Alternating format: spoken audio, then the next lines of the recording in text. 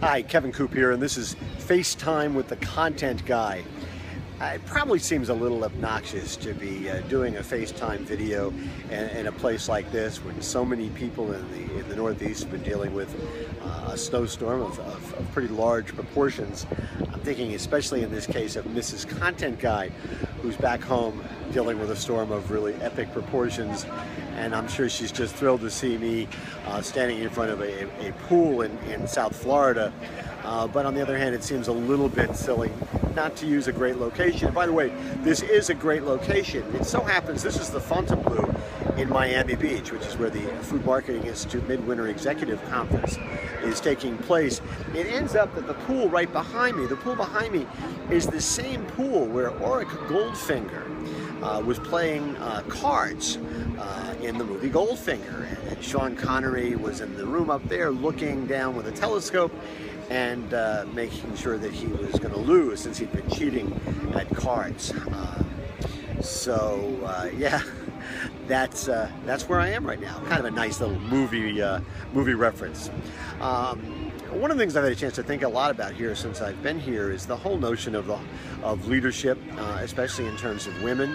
That's in part because I was dealing with a network of executive women briefing here that focused on how the organization has worked not just to get women into leadership positions, but really, almost more importantly, helping companies to transform the workplace.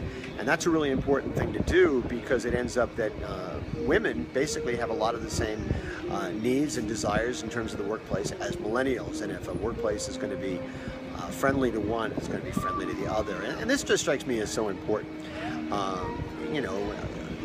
In part because, women do in certain cases have different kinds of priorities than men, but the research shows that can be incredibly important in terms of making organizations successful. It's not just a workplace, okay? It's not just about putting money in your pocket. A great workplace can transform someone's life. It can feed your mind, it can feed your soul, it can feed your heart, feed your spirit, and that's all really, really important. One of the things that this whole thing has given me a chance to think about were two women I happened to work for a long time ago, and I hadn't thought about them in a long time.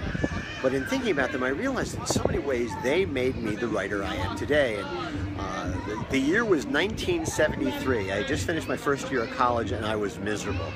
And I didn't know quite what I wanted to do. And a friend of my family's, a guy named Father Richard Armstrong, was running an organization called the Christophers. And the Christophers basically was this, a sort of a quasi-religious organization. It was non-denominational. It was spiritual, though, and then basically they had as their mantra, better to light one candle than to curse the darkness. And one of the things that they did is they had a TV show, a public service TV show called Christopher Close-Up.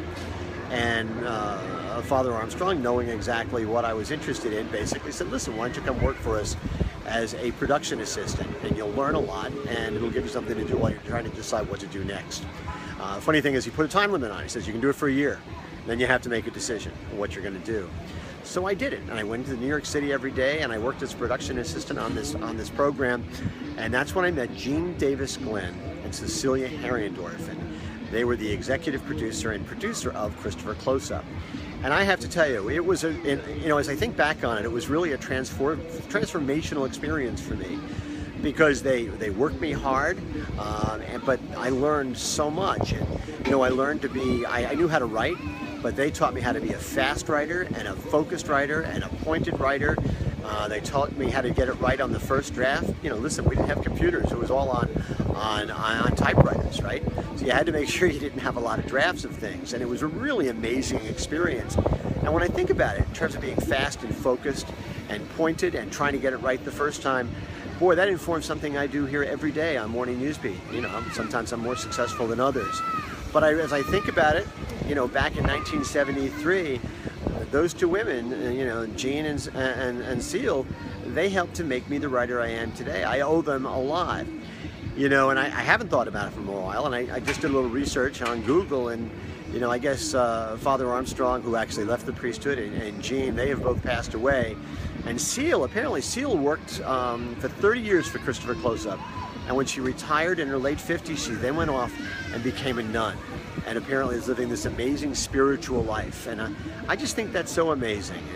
And anyway, I'm glad that the events of this week made me think about them and made me think about how important the workplace can be in terms of our minds and our hearts and our spirits. And, you know, they had it right at the Christophers. It is better to light one candle than to curse the darkness. Anyway, that's what's on my mind this Thursday morning. And as always, I want to hear what's on your mind.